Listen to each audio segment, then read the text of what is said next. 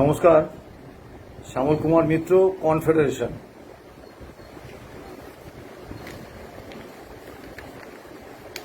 আমাদের পশ্চিমবাংলার যে রাজ্য সরকারি পেনশনার অবসরের পরে 17টা রাজ্য এবং কেন্দ্রশাসিত অঞ্চলে এখন বসবাস করেন, তারা সেখানকার ব্যাংক থেকে পেনশন পান।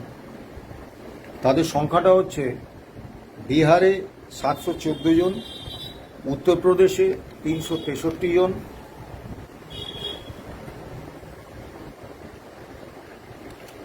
উড়িষ্যায় 269 জন, ঝাড়খণ্ডে 167 জন, অন্যান্য রাজ্য এবং কেন্দ্রশাসিত অঞ্চলে মোট 83, মোট হচ্ছে 1596। তা এদের ক্ষেত্রে ডেটাবেস নেই এরকম কোনো কথা রাজ্য সরকার বলেননি। এদের জন্য শুধু আমাদের পশ্চিমবাংলার সরকার একটা উদ্যোগ নেবেন যে ওই সব রাজ্যের এজিদের কাছে নির্দেশ পাঠাবেন, তারা ব্যাংকে নির্দেশ পাঠিয়ে দেবেন যে এই পেনশনারদের এই টাকা তাদের অ্যাকাউন্টে ক্রেডিট করে দেওয়া হবে। সেই কাজটা গত 5ই ফেব্রুয়ারি রায় হয়েছে, আজ পর্যন্ত হয়নি। ওইসব রাজ্যের অসহায় পেনশনাররা তারা অনেক কষ্ট করে ফোন নাম্বার জোগাড় করে আমাদের বারবার ফোন করছেন এবং খুব হতাশ হয়ে পড়েছেন। আচ্ছা, এই 1596 জন সরকারি পেনশনার, কিন্তু এরা গ্র্যান্ট ইন এডের আওতাভুক্ত পেনশনার না। তাদের এই টাকাটা, বকেয়া টাকাটা দিয়ে দিতে এত সময় লাগার কথা কি, যদি সরকারের সদিচ্ছা থাকে, যদি অর্থ দপ্তরের আমলাদের সদিচ্ছা থাকে।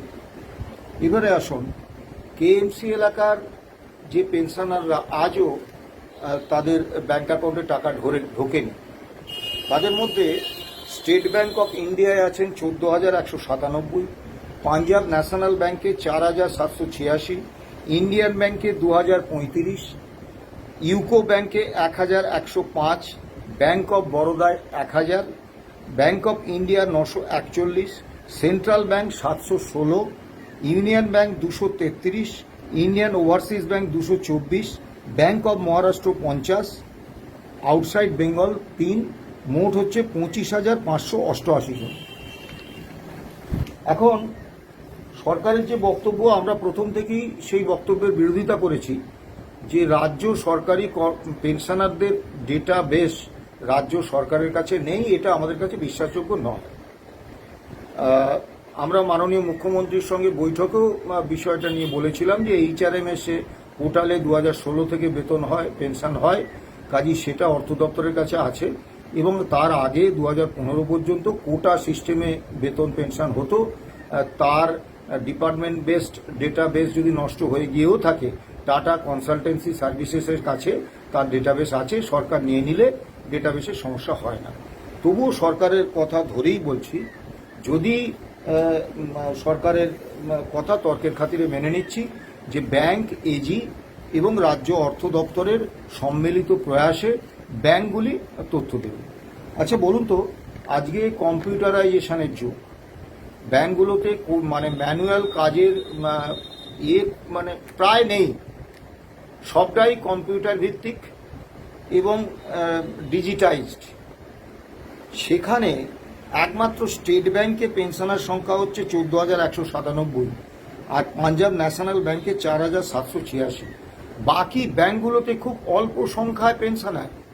তাদের হিসেবটা, তাদের ডেটাবেস আজও সেই ব্যাংকগুলো দিতে পারছে না। এটা আমাদের কাছে কিন্তু বিশ্বাসযোগ্য নয়। এবং আগের সরকারের আমলে বলা হচ্ছিল যে কেন্দ্রে বিজেপি সরকার, তাদের অধীনে ব্যাংক, এজি, তারা রাজ্য অর্থ দপ্তরের সঙ্গে সহযোগিতা করছে না। আজকে এই নতুন সরকার প্রায় 83-84 দিন এসেছেন, এখন কিন্তু এই অভিযোগটা করা যাবে না, তারা কিন্তু এখনো পাননি। অথচ যেহেতু সরকারি অর্ডার হয়ে গেছে যে 8 থেকে 19 পর্যন্ত বকেয়া 50% এস্টিমেটেড তাদের দেয়া হবে, তাহলে সরকারি অর্ডার যখন হয়েছে, কথায় আছে হাকিম নড়ে হুকুম নড়ে না, তা সেই অনুসারে তো এদের টাকাটা দেয়া হবে। তাহলে কেন আজকে 2রা জুলাই বিভিন্ন রাজ্যের যে ট্রেজারি থেকে যারা পেনশন তোলেন তাদের ব্যাংক অ্যাকাউন্টে ক্রেডিট হয়ে গেছে 16 থেকে 19 পর্যন্ত। ভুল হিসেবে হয়েছে, তারা তাদের প্রাপ্যের 57% কম পেয়েছেন, সেটা ভিন্ন বিষয়, কিন্তু তাদের ব্যাংক অ্যাকাউন্টে একটা টাকা ক্রেডিট হয়ে গেছে। আজকে 1 আগস্ট আজকেও কলকাতা কেএমসি এলাকার ব্যাংকগুলোর পেনশনারদের অ্যাকাউন্টে টাকা ক্রেডিট হয়নি। এটা কি মানে আজও মানে বিশ্বাসযোগ্য যে এখনো সেই হিসেব তৈরি হচ্ছে? আজকের এই কম্পিউটারাইজড পেমেন্ট সিস্টেমের যুগে এইটা একদম বিশ্বাসযোগ্য নয়। তাহলে কি এই পেনশনারদের যে প্রাপ্য অর্থ যেটা তারা পাবেন সেইটার পরিমাণটা এতটাই কম হবে যে সেটা নিয়ে বিভিন্ন প্রশ্ন উঠবে? এই জন্যই কি দেরিটা হচ্ছে? কারণ একটা জিনিস দেখুন, আগের সরকার এবং বর্তমান সরকার, আমি মাননীয় মুখ্যমন্ত্রীর সঙ্গে বৈঠকে এই বিষয়টি তুলেছিলাম, তারা কিন্তু এই যে প্রাপ্য আমাদের যেটা সরকার দিচ্ছেন সে সংক্রান্ত ব্যাপারে কোনো স্টেটমেন্ট দিচ্ছেন না। আমরা যখন মাইনে পাই আমাদের একটা পেস্লিপ দেওয়া হয়, আমরা যখন কোনো বকেয়া পাই একটা স্টেটমেন্ট দেওয়া হয়, আমরা যখন জিপিএফে টাকা রাখি বছরে একবার করে একটা স্টেটমেন্ট পাই আমরা। তা আমরা মুদিখানার দোকানে মাল নিতে গেলে তারা মাল দিয়ে একটা স্লিপ দেয় যে এই মাল এত দাম, 1 কেজির দাম এত নিয়েছো, এই দাম বলে যোগ করে এটা দেয়।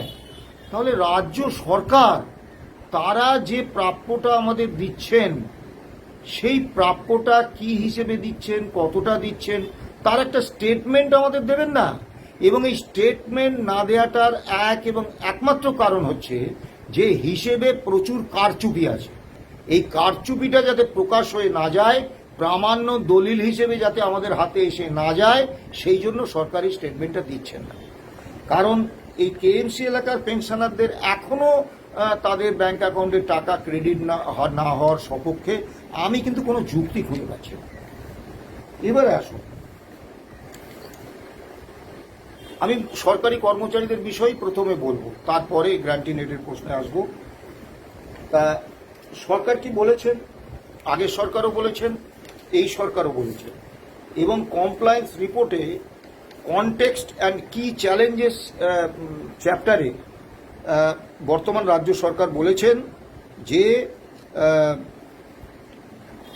1/1/2016 আগে কোনো ডাটা বেস রাজ্য সরকারের কাছে নেই।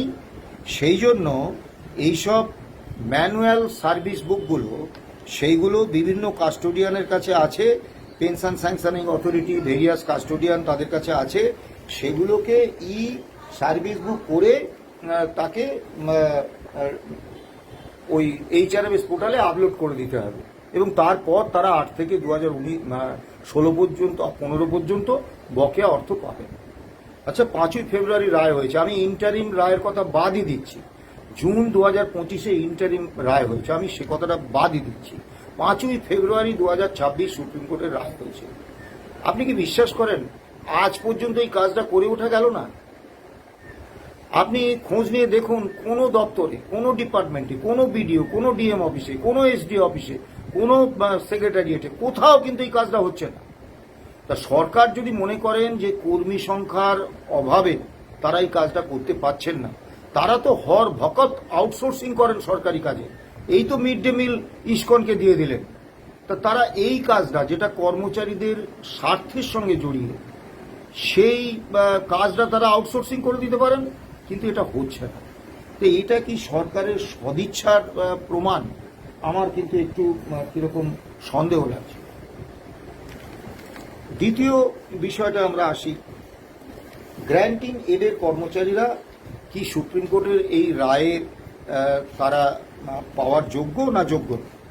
আমরা অনেকবার বলেছি, আবারও বিভিন্ন গ্র্যান্টিং এডের কর্মচারী পেনশনাররা ফোন করছেন, তাদের জ্ঞাতার্থে আবারও বলি, আমরা মামলাটা করেছি। যারা পঞ্চম রাজ্য বেতন কমিশনে যাদের বেতন ক্রম সংশোধনের সুপারিশ হয়েছে, এবং রূপা 2009-এ যাদের বেতন ক্রম সংশোধিত হয়েছে তাদের জন্য, তার আওতায় গ্র্যান্টিং এড ইনস্টিটিউশনসের কর্মরত এবং অবসরপ্রাপ্ত কর্মীরা পড়েন। 2 নম্বর হচ্ছে রূপা 2009 বা যে কোনো রূপা সংবিধানের 309 নম্বর ধারায় সরকারের একটা কনস্টিটিউশনাল কমিটমেন্ট, সরকারের বদল হলে, রাজনৈতিক দলের বদল হলে, শাসক দলের বদল হলে সরকার এই কনস্টিটিউশনাল কমিটমেন্ট কখনো অস্বীকার করতে পারেন না।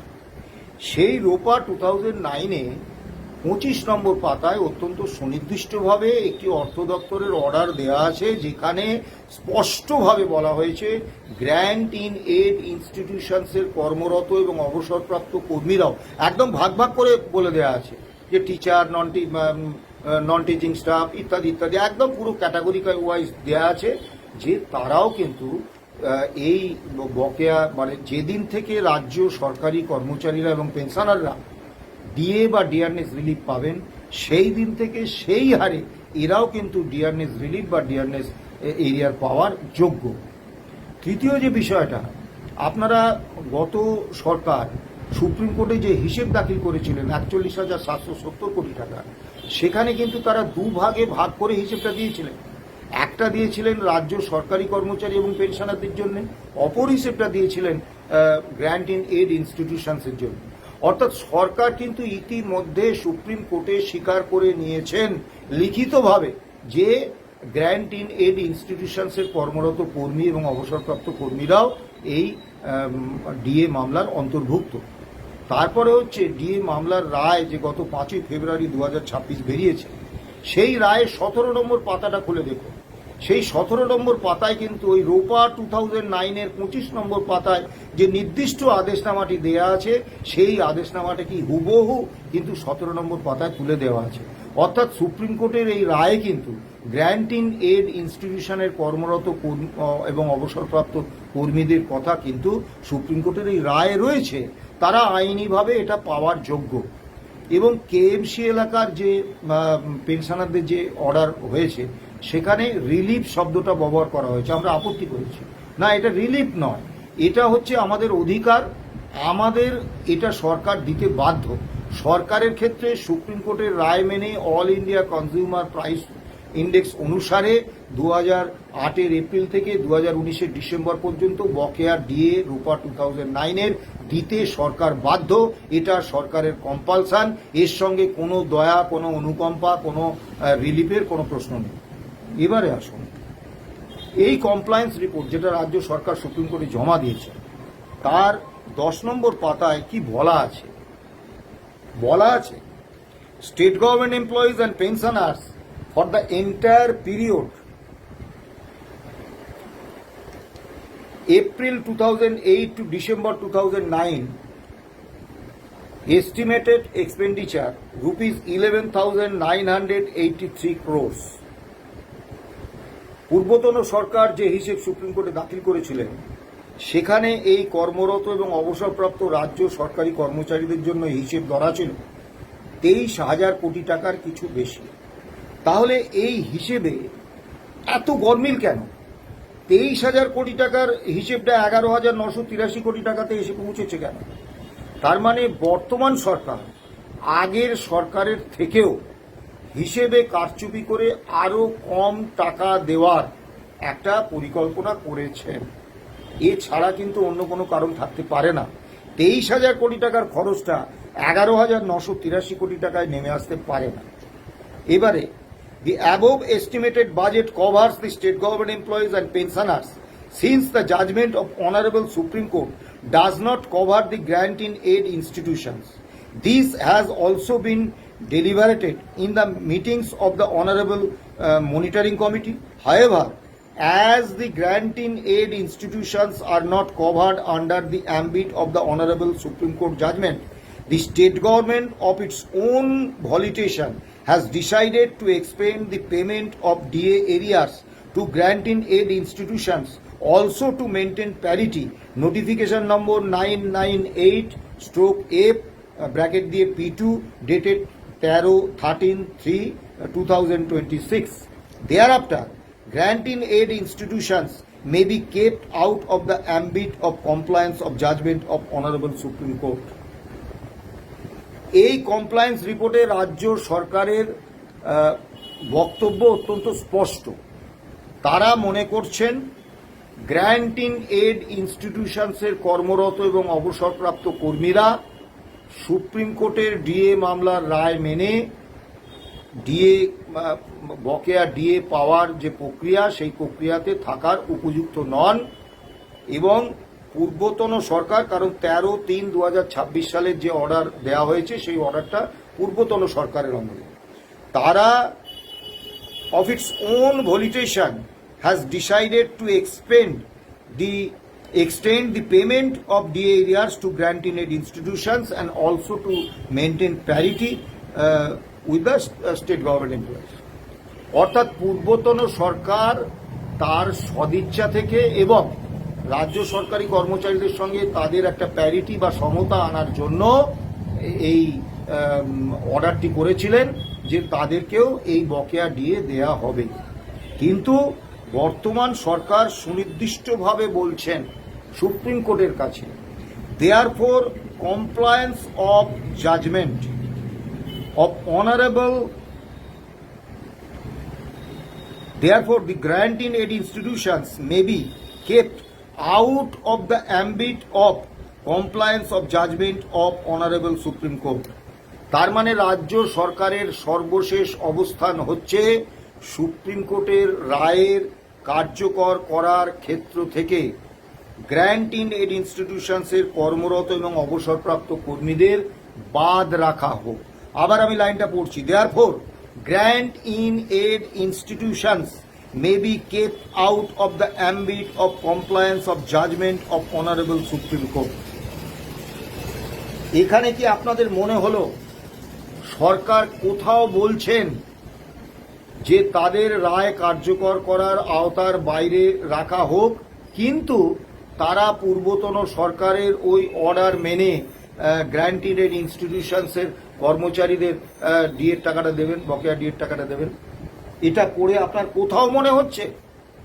কারণ সর্বশেষ লাইনে যে বক্তব্যটা থাকে সেটাই হচ্ছে সরকারের ফাইনাল বক্তব্য।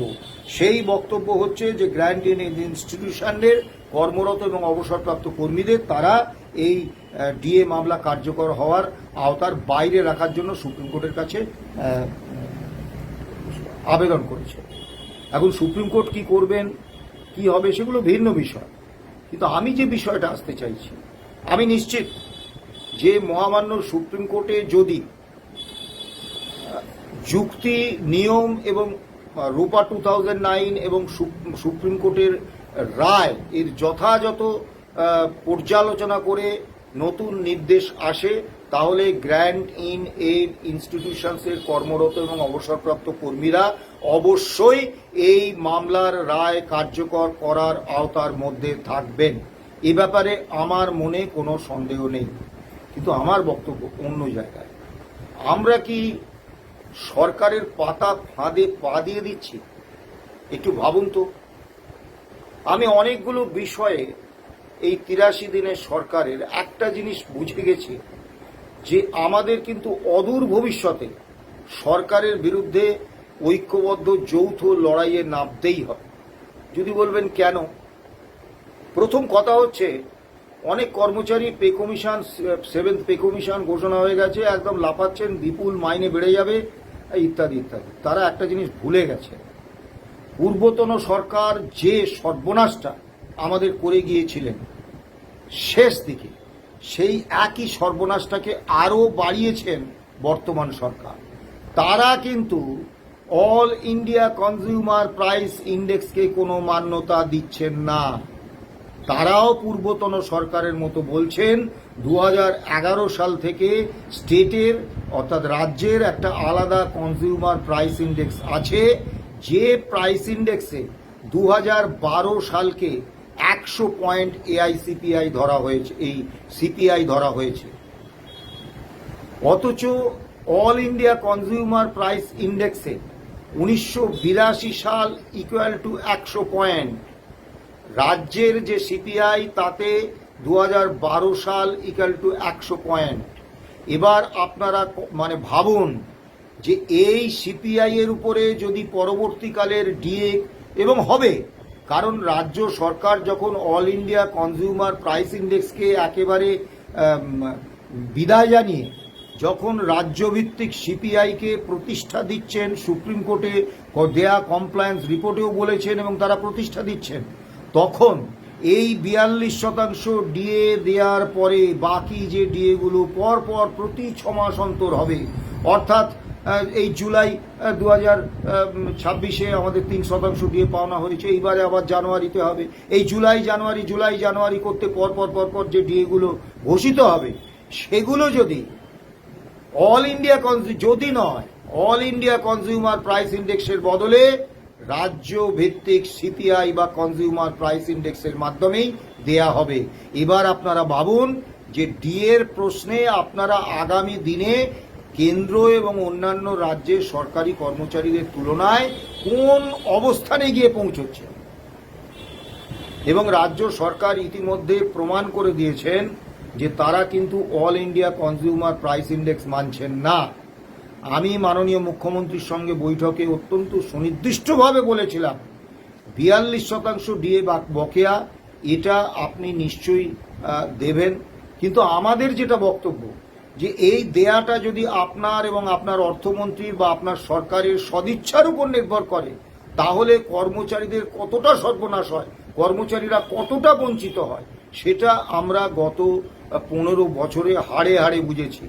তাই আমাদের যে দাবি আপনি বিরোধী দলনেতা হিসেবে বারবার সমর্থন করেছেন যে all India consumer price index মেনে বছরে দুবার ডিএ দেওয়ার পক্ষে একটা স্ট্যান্ডিং অর্ডার, এই স্ট্যান্ডিং অর্ডারটা আপনি করুন। উনি এড়িয়ে গিয়েছিলেন, বলেছিলেন যে আগে 42%টা ক্লিয়ার করি, তারপর ওসব নিয়ে ভাববো। মজার ব্যাপার হচ্ছে ইতিমধ্যে সুপ্রিম কোর্টে কিন্তু তারা এআইসিপিআইকে বাদ দিয়ে consumer price index state based তাকে কিন্তু স্বীকৃতি দিয়েছে, অর্থাৎ এটাই তারা মেনে চলবেন। দ্বিতীয় যে বিষয়টা, যে 20% ডিএ যে ঘোষণা হলো, সেটা 1 অক্টোবর 2026 থেকে, অর্থাৎ এই 20% হার এবং 1 অক্টোবর 2026 দুটোই কিন্তু সরকারের সদিচ্ছা বা দয়া। বিজ্ঞান ভিত্তিক ফর্মুলা মেনে all India consumer price index অনুসারে প্রাপ্য হওয়ার দিন থেকে ডিএ প্রদান নয়। অর্থাৎ এই 20% ডিএর পাওয়ার আনন্দে যারা রসগোল্লা খেলেন, তারা একটা জিনিস বোধহয় ভুলে গেলেন যে সরকার কিন্তু অল ইন্ডিয়া কনজিউমার প্রাইস, যেটা আমাদের বছরের পর বছর, দশকের পর দশক যে দাবিটা আমরা করে এসেছি, এবং বিরোধী দলনেতা হিসেবে মাননীয় শুভেন্দু অধিকারী মহাশয় বারবার কর্মচারীদের সবাই গিয়ে যে দাবিটাকে সমর্থন জানিয়েছেন, সেই দাবিটা কিন্তু সরকার অস্বীকার করছে। পে কমিশন ঘোষণা আগের সরকারও করেছিলেন, এই সরকারও করলেন, যদিও 45 দিনের মধ্যে সপ্তম পে কমিশনের বেতন এবং ভাতা, পেনশন নগদে পেয়ে যাওয়ার প্রতিশ্রুতি ছিল, সে ভুলে যান। 1 জুন মুখ্যমন্ত্রীর সঙ্গে বৈঠকে তিনি আমাদের কথা দিলেন যে 1 জানুয়ারি 2027-এর মধ্যে এই পে কমিশনের রায় কার্যকর হয়ে যাবে এবং কর্মচারীরা হাতে সপ্তম বেতন কমিশনের বেতন এবং পেনশন তারা পেয়ে যাবে। এখন পে কমিশন তৈরি হয়েছে, টার্মস অ্যান্ড কন্ডিশনস কি আছে আমি জানি না, শুনেছি তৈরি হয়েছে, এখনো প্রকাশ্যে আসে। পে কমিশনের চেয়ারম্যান ইতিমধ্যেই পরিবর্তন হয়ে গেছে। এবং একটা জিনিস খেয়াল করুন, পে কমিশনে কর্মচারীদের কোনো প্রতিনিধি থাকলে যে কর্মচারীদের পক্ষে খুব মঙ্গলজনক হয় এমনটা নয়। কারণ অতীতে আমরা দেখেছি যে পে কমিশনে কর্মচারীদের যে প্রতিনিধি সরকার ঠিক করেন, সরকার তাদের পছন্দের লোক পাঠান, তারা গিয়ে ওখানে সরকারের জয়গান গায়, কাজী কর্মচারীদের কোনো কথা তারা বলে না। কাজী পে কমিশনে কর্মী প্রতিনিধি থাকলে যে কর্মচারীদের বিরাট কিছু উপকার হবে তা নয়, কিন্তু এটা একটা সম্মান যে পে কমিশন পে স্ট্রাকচার নির্ধারণের ক্ষেত্রে, অন্যান্য বিষয় নির্ধারণের ক্ষেত্রে রাজ্য কর্মীদের একজন অন্তত প্রতিনিধিকে ওই কমিশনে রেখেছেন। এটা একটা সম্মান মর্যাদা। রাজ্য সরকার কিন্তু কোনো কর্মী প্রতিনিধি রাখেননি। এইরকম অবস্থায় একটা অর্ডার বেরিয়েছে 19/5-এ, আপনারা জানেন, যে সরকারের সমালোচনা করে কোনো নিবন্ধ সংবাদপত্রে লেখা যাবে না, সরকারের সমালোচনা করে প্রিন্ট, ইলেকট্রনিক বা সোশ্যাল মিডিয়া কোনো বিবৃতি দেওয়া যাবে না, দিতে গেলে সরকারের আগাম অনুমোদন নিতে হবে। আমরা মাননীয় সঙ্গে বৈঠকে আমরা উল্লেখ করেছিলাম যে সার্ভিস রুলসে আছে যে সরকারের সমালোচনা করে কিছু করতে গেলে উইথ প্রায়র ইন্টিমেশন করতে হবে, অর্থাৎ আগাম জানিয়ে দিয়ে করতে হবে। সরকারের অনুমোদনের কোনো ব্যাপার নেই, কিন্তু 19(5)-এর অর্ডারে স্পষ্ট বলা আছে যে সরকারের অনুমোদন, প্রায়র অ্যাপ্রুভ্যাল অফ দ্য গভর্নমেন্ট।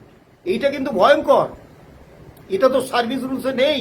তাহলে সার্ভিস রুলসের বাইরে গিয়ে চিফ সেক্রেটারি অর্ডারটা করেছে। এখন প্রশ্ন হচ্ছে, আমি সেই দিনই 19 তারিখে একটা ভিডিও করে আমি বলেছিলাম যে সরকার কখন কর্মচারীদের বা কর্মচারী নেতৃত্বে সরকারের সমালোচনা করার জায়গা থেকে বিরত রাখতে চান বা কর্মচারীদের মুখ বন্ধ করতে চান, তখন যখন সরকারের সমালোচনা করার মতো পরিস্থিতি তৈরি হয়। এখন সরকারের সমালোচনা করার মতো পরিস্থিতি কখন তৈরি হয়? যখন সরকার রাজ্য কর্মীদের বিরুদ্ধে বিভিন্ন সিদ্ধান্ত নেন, তখন তো। তার মানে এই অর্ডারটা করার মধ্য দিয়ে সরকার কিন্তু এই 19 তারিখেই বুঝিয়ে দিয়েছে যে অদূর ভবিষ্যতে রাজ্য কর্মীদের মানে স্বার্থ বিরুদ্ধ বিভিন্ন সিদ্ধান্ত রাজ্য সরকার নেবেন, যে সিদ্ধান্তে রাজ্য কর্মীদের মধ্যে রোষ ক্ষোভ তৈরি হবে এবং তারা সরকারের সমালোচনা করতে চাইবেন, কিন্তু এই আদেশনামা তাদের এই সরকারি সমালোচনা করার অধিকারটা কেড়ে নেবে, করতে দেবে। এই কারণেই তো, না হলে যখন একটা ফিল গুড সিচুয়েশন, সরকারের বিপুল প্রতিশ্রুতি, নবান্নে সব তৎকাল বিজেপিরা জয় শ্রীরাম ধ্বনিতে একেবারে নবান্ন কাঁপিয়ে দিয়েছে, সেই সময় রাজ্য সরকার কেন এত তাড়াতাড়ি কর্মচারীদের মুখ বন্ধ করার জন্য এরকম একটা অর্ডার বার করবে? তারপরে দেখুন, সরকার স্মার্ট মিটার লাগানো বাধ্যতামূলক, তারপরে যোগ দিবসে বাধ্যতামূলকভাবে অংশগ্রহণ, এইসব অর্ডার করে একটা বিষয় কিন্তু স্পষ্ট করে দিতে চাইছে যে আপনার ব্যক্তিগত স্পেসে সরকার ঢুকছে। আচ্ছা বলুন তো, রথযাত্রার জন্য 60টি রথযাত্রা কমিটিকে 5 লক্ষ টাকা করে সরকার দিলেন। তারকেশ্বর এবং তারাপীঠে পুণ্যার্থীদের মাথার উপর হেলিকপ্টার থেকে পুষ্পবৃষ্টি হচ্ছে। 1100 জন মানুষকে তাদের সোমনাথ মন্দির দর্শনে নিয়ে যাওয়া হচ্ছে সরকারের খরচে। এই খরচগুলো ধর্মনিরপেক্ষ রাষ্ট্রে সম্পূর্ণ অপচয়, সংবিধান বিরোধী এবং অত্যন্ত অন্যায়। দুর্গাপুজোয় অনুদান দেওয়াটা যেমন সংবিধান বিরোধী, অন্যায়, মন্দির নির্মাণ যেমন সংবিধান বিরোধী এবং অন্যায়, এটাও তাই। কিন্তু আমি ওই প্রশ্নে কোনো বিতর্ক করছি না। আমি বলছি, যে রাজ্যে পঞ্চায়েতের একজন ট্যাক্স কালেক্টর 600 টাকা বেতন পান, যে রাজ্যে মিড ডে মিল ওয়ার্কাররা মাসে 1666 পেতেন, সেটা 1000 টাকা 12 মাসে 10 মাসে বাড়ানো হয়েছে, 10 মাস ওরা বেতন পান। তার মানে ওই তাদের মোট বেতন গিয়ে বাড়লো 2000-2500 টাকার মতো মাসে। যেখানে জীবিকা সেবকরা 9 বছর ধরে কোনো বেতন পাচ্ছেন না, যেখানে অসংখ্য চুক্তিভিত্তিক কর্মী, তারা নামমাত্র বেতনে একেবারে কৃতদাস মালিকের, সরকার কৃতদাস মালিকের ভূমিকায় তাদেরকে কৃতদাসের মতো সরকারি কাজ করিয়ে নিচ্ছে। অথচ মাননীয় মুখ্যমন্ত্রীর প্রতিশ্রুতি ছিল সম কাজে সম বেতনের ভিত্তিতে 5.5 লক্ষাধিক চুক্তি কর্মীকে তাদের মজুরি এবং বেতন পুনর্নির্ধারণ করা হবে। এই জায়গায় দাঁড়িয়ে 600 টাকা একজন পঞ্চায়েতের ট্যাক্স কালেক্টর বেতন দিচ্ছেন এই সরকার, অথচ রথযাত্রায় 5 লক্ষ টাকা করে, হেলিকপ্টার থেকে পুষ্পবৃষ্টি। এতে কিন্তু সরকারের যে মানসিকতা, সরকারের যে নীতি, কর্মচারীদের প্রতি সরকারের যে মনোভাব, এটা কিন্তু প্রকাশ পায়। এবারে আসুন, আমি যে মূল কথাটা বলতে চাইছি সেটা হচ্ছে, আমরা কিন্তু অনেকেই সরকারের পাতা ফাঁদে পা দিয়ে দিচ্ছি। কারণ আগামী দিনে আমি নিশ্চিত, অদূর ভবিষ্যতে, দূর ভবিষ্যৎ নয়, অদূর ভবিষ্যতে এই সরকারের বিরুদ্ধে ঐক্যবদ্ধ কর্মচারী আন্দোলন করতেই হবে, কোনো বিকল্প নেই, কোনো বিকল্প নেই। গ্র্যান্ট ইন এড ইনস্টিটিউশনের অনেক সংগঠন এখন কলকাতা হাইকোর্টে মামলা করার জন্য মানসিক প্রস্তুতি নিচ্ছেন যে এই গ্র্যান্ট ইন এডদের এই মামলার রায়ের কার্যকর হওয়ার আওতা থেকে বাদ রাখার জন্য। সেক্ষেত্রেও তারা এগোলে সর্বনাশ পেছলে বংশনাশ অবস্থার মধ্যে পড়ে রয়েছে। কারণ মামলা করলেই সরকার বলবে ওই তো গ্র্যান্ট ইন এডের ব্যাপারটা সাবজুডিস, তো সাবজুডিস বিষয়ে আমি কথা বলবো না। আর মামলা না করলে এই সুপ্রিম কোর্টের এই রায় কার্যকর করার আওতায় তাদের আশাটা চূড়ান্ত অনিশ্চিত। অর্থাৎ তারা এগোলেও বিপদে পড়বেন, পেছলেও বিপদে পড়বেন। তাদের মামলা করা ছাড়া দ্বিতীয় কোনো রাস্তা কিন্তু নেই। এই অবস্থায় আমার কেমন যেন মনে হচ্ছে, দীর্ঘ অভিজ্ঞতা থেকে সরকার আমাদের ফাঁদে ফেলতে চাইছে। কারণ আন্দোলন করতে গেলে কর্মচারী, পেনশনার এরা তো মঙ্গল গ্রহ, চাঁদ কি আমেরিকা, ইথিওপিয়া থেকে আসবে না। এই আমরা যারা আছি তারাই করব। এবং পশ্চিমবাংলায় সংগঠনগতভাবে আন্দোলন হয়, ব্যক্তি কর্মচারীরা স্বতঃস্ফূর্তভাবে আন্দোলনে ঝাঁপিয়ে পড়েছেন এরকম কোনো ইতিহাস নেই। ফলে সংগঠনগুলোর যারা নেতৃত্ব, তাদের যে জনপ্রিয়তা, কর্মচারীদের মধ্যে তাদের যে জনপ্রিয়তা, তার উপর কিন্তু কর্মসূচিতে কত লোক সমাগম হবে এবং কর্মসূচিগুলো কতটা সফল হবে তা অনেকটাই নির্ভর করে। সরকার কি খুব কৌশলে আমাদের বিভিন্ন নেতাদের যে ব্যক্তিগত প্রভাব কর্মচারীদের উপর আছে, যে ব্যক্তিগত জনপ্রিয়তা আছে, সেইটাকে কোথাও যেন আঘাত করতে চাইছেন। আপনি দেখুন, ইউনিটি ফোরাম 2016 সাল থেকে এই মামলায় আমাদের সঙ্গে আছে। নতুন সরকার আসার অল্প দিনের মধ্যেই ইউনিটি ফোরামে কিন্তু একটা বিভাজন হয়ে গেল, ইউনিটি ফোরাম ভেঙে দুটো হয়ে গেল। আবার দেখুন কর্মচারী পরিষদ, তারা 2022 সালের 13ই এপ্রিল এই মামলায় আমাদের সঙ্গে যুক্ত হয়েছিলেন। তারা বিজেপি প্রভাবিত সংগঠন বলাটাও ঠিক নয়, তারা বিজেপির সংগঠন, তারা নিজেরাই বলেন আমরা বিজেপির সংগঠন। সেখানেও কিন্তু সেই কর্মচারী পরিষদ ভেঙে গেল এবং বিভাজন হয়ে একজন তৎকাল বিজেপি সাধারণ সম্পাদক হয়ে আর একটা কর্মচারী পরিষদ তৈরি করে দিল।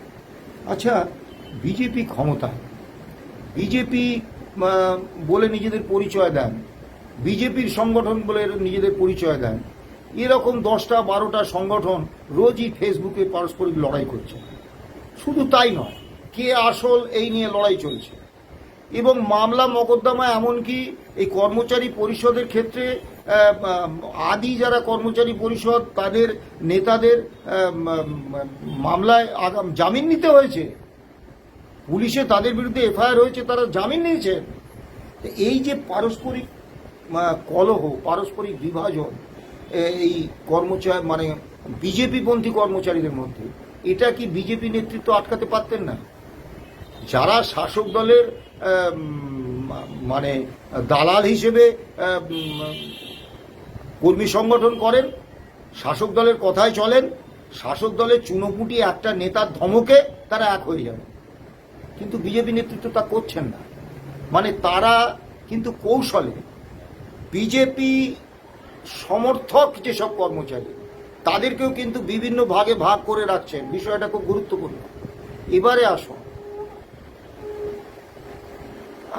আমরা দেখছি কিছু নেতা তারা প্রতিশ্রুতি দিচ্ছেন গ্র্যান্ট ইন এড ইনস্টিটিউশনসের কর্মরত এবং অবসরপ্রাপ্ত কর্মীরা অবশ্যই পাবেন, সরকারের সঙ্গে আমাদের আলোচনা হয়েছে, আপনারা দুশ্চিন্তা করবেন না, আপনারা একটু অপেক্ষা করুন। এখন তাদের সঙ্গে আমি দীর্ঘদিন তাদের সঙ্গে আমাদের পরিচয় এবং তারা দীর্ঘ লড়াই করেছেন। তারা যে উন্মাদ এমনটা আমি মনে করি না। তাহলে তারা তো সরকারের কোনো একটা স্তর থেকে এই প্রতিশ্রুতিটা পাচ্ছেন যে গ্র্যান্ট ইন এড ইনস্টিটিউশনসের কর্মরত এবং অবসরপ্রাপ্ত কর্মীদের সরকার বকেয়া ডিএর টাকা 2000 রোপা 2009-এর দিয়ে দেবে। এই প্রতিশ্রুতিটা তারা পাচ্ছেন। সেই প্রতিশ্রুতিটাই তারা বিভিন্ন ভিডিওর মাধ্যমে বা সংবাদ মাধ্যমে তারা বলছেন। এবার মজার ব্যাপারটা দেখুন, সরকার কিন্তু কোনোভাবেই কোনো অর্ডার করছে না, বা মাননীয় মুখ্যমন্ত্রী, মাননীয় অর্থমন্ত্রী কিন্তু টু শব্দটি কাটছেন না। তাহলে কি সরকার এই ফাঁদটা পেতেছে যে তারা বারবার সরকারের বিভিন্ন স্তরের, একাধিক স্তরের প্রতিশ্রুতিতে বিশ্বাস করে কর্মচারীদের যে প্রতিশ্রুতি দেবেন সেই প্রতিশ্রুতিটা আদৌ লঙ্ঘিত হবে না এবং তাদের সরকারপন্থী হিসেবে দেগে দিয়ে তাদের যে কর্মচারী মহলে তাদের যে প্রভাব, কর্মচারী মহলে তাদের যে জনপ্রিয়তা, সেটাকে খাটো করে দেয়া।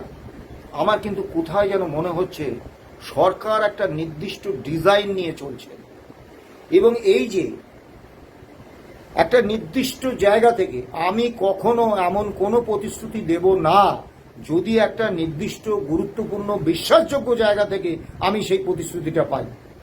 তাহলে আমি যেমন বলছি গ্র্যান্ট ইন এড ইনস্টিটিউশনসকে দেওয়ার কোনো সদিচ্ছা এই রাজ্য সরকারের নেই, কিন্তু তারা যখন বলছেন না রাজ্য সরকার দিয়ে দেবেন, তার মানে একটা নির্দিষ্ট এবং এমন একটা জায়গা থেকে তারা এই প্রতিশ্রুতি পাচ্ছেন যে প্রতিশ্রুতিটার উপর তারা বিশ্বাস রাখছেন। তারা তো উন্মাদ নন, তারা মনে করছেন যে এই প্রতিশ্রুতিটার উপর বিশ্বাস রাখা যায়, সেই জন্য তারা গ্র্যান্ট ইন এড ইনস্টিটিউশনের কর্মচারীদের দিচ্ছেন, আশ্বাস দিচ্ছেন, তাদেরকে প্রতিশ্রুতি দিচ্ছেন যে সরকার আপনাদের দিয়ে দেবে, আপনাদের দুশ্চিন্তার কারণ নেই, আপনারা অপেক্ষা করুন। এই খানটাই কিন্তু একটা ভয়ঙ্কর একটা বিপদের আশঙ্কা আমি দেখছি।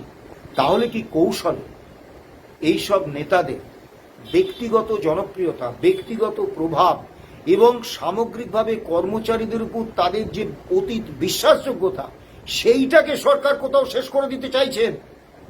অর্থাৎ বারবার বলবেন 2রা এপ্রিল 2026 সরকারি পেনশনারদের যারা ট্রেজারি থেকে পেনশন নেন তাদের অ্যাকাউন্টে টাকা ঢুকে গেছে। এখনো পর্যন্ত গ্র্যান্ট ইন এড ইনস্টিটিউশনসের নিয়ে একটা শব্দ মাননীয় মুখ্যমন্ত্রী, মাননীয় অর্থমন্ত্রী, অর্থ সচিব বা মুখ্য সচিব বলেননি। এরপরে তারা প্রতিশ্রুতি দিচ্ছেন, এবার সরকার আদৌ দিলেন না, সুপ্রিম কোর্টে তো জানিয়ে দিয়েছেন তারা রায়ের আওতার বাইরে। এই অবস্থায় তখন কর্মচারীরা ভাববে আরে এরা আমাদের মিথ্যে প্রতিশ্রুতি দিয়েছিল, এই ফাঁদে কি এই নেতাদের ফেলে দেওয়া হচ্ছে? আমি সকলকে বলবো আপনারা একটু সচেতন হন, সতর্ক হন, কারণ আগামী দিনে যখন ঐক্যবদ্ধ আন্দোলন হবে তখন সকলকে লাগবে। এবার এইখানে যদি কোনো নেতার ব্যক্তিগত এবং সাংগঠনিক জনপ্রিয়তা, তার মানুষজনের কাছে বিশ্বাসযোগ্যতা যদি নষ্ট হয়ে যায়, তখন কিন্তু আন্দোলনটাই দুর্বল হবে। তাই আমরা বলছি সকলে একটু সতর্ক থাকুন, কারণ এই সরকারের মতিগতি আমার দীর্ঘ অভিজ্ঞতা থেকে আমি বলছি আমার খুব ভালো লাগছে না। আমি একটু বিপন্ন বোধ করছি। আমার কোথাও যেন মনে হচ্ছে সরকার একটা নির্দিষ্ট ডিজাইনে চলছে। দেখুন, আপনি সুপ্রিম কোর্টে বলে দিল যে 100% নিউট্রালাইজেশন নয়, 85% নিউট্রালাইজেশন দিন। অর্থাৎ যে মুখ্যমন্ত্রী বিরোধী দলনেতা হিসেবে আমাদেরকে একেবারে সমস্ত দাবিকে সমর্থন করেছেন, তিনি আগের সরকারের থেকেও বেশি মাত্রায় আমাদের বঞ্চনা করার জন্য খোদ সুপ্রিম কোর্টে কমপ্লায়েন্স রিপোর্ট দিচ্ছেন।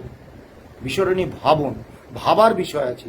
আমার যেন কোথায় মনে হচ্ছে সরকার পরিকল্পিত ডিজাইনে সংগঠন ভাঙছেন, সরকারপন্থী সংগঠনকে এক হতে দিচ্ছেন না, এবং জনপ্রিয়তা আছে এরকম নেতাদের জনপ্রিয়তা ধ্বংস করতে চাইছেন। ভালো থাকবেন, সুস্থ থাকবেন, নমস্কার।